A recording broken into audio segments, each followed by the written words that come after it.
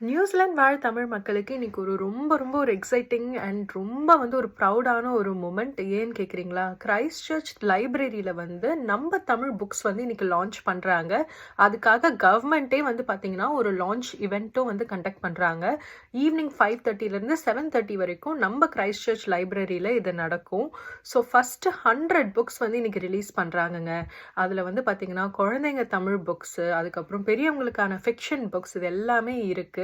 So நம்ம எவ்வளோக்கு எவ்வளோ யூஸ் பண்ணுறோமோ அதுக்கேற்ற மாதிரி இன்னும் நிறைய புக்ஸ் நம்மளுக்கு இங்கே கொண்டு வந்துட்டு இருப்பாங்க.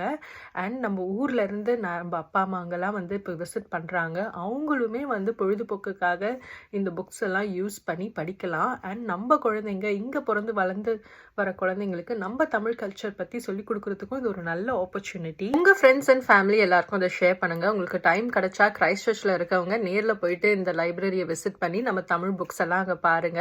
இன்னொரு vlogல உங்களை பார்க்கலாம். டாடா பாய்.